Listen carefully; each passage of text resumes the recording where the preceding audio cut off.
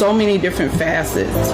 You have Haman, who is the character that is the enemy, and it's a true character. And then you also have Esther, who comes off as the innocent, like she's got a sweet disposition, seems like, about herself, but God has given her authority. And it's like she's having to learn how to grow in that authority that God has given her.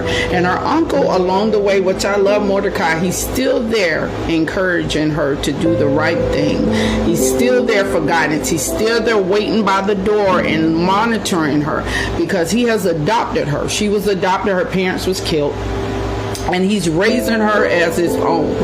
And so we're in a time in the story where she's done became queen. And now that she has become queen and she's sitting on the throne, she does have some type of authority. So I'm going to read from when she's going before the king, because of what is all going on in her life, in her family's life.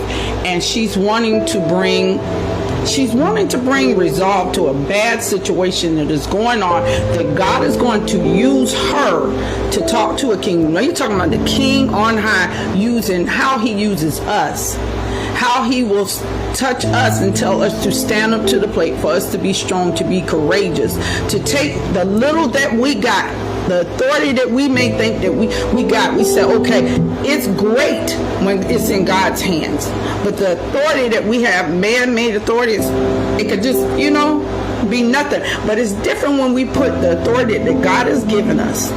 And what I mean by that, knowing that you have a call on your life, knowing that you have a call to ministry, knowing who you are in authority in the workplace and everything, you can have authority and it be like this. But when you place that authority that you know that you have into God's hands, and God is trusting you to do this, you're not just saying God has anointed me for something. You're not just saying that God has appointed me for something. You are literally saying that even in the midst of my trial, even in the midst of going through, I'm even in authority that I have, I constantly am laying it at the feet of Jesus. I'm humbling myself and saying, God, I need your help. And so I'm going to go into reading Esther 7, starting at the first verse. So the king and Haman went to dine with Queen Esther, and on the second day, at the banquet of wine, the king again said to Esther, "What is your petition, Queen Esther? It shall be granted to you. And what is your request? Up to half the kingdom, it shall be done." And I'm going to stop there for a minute.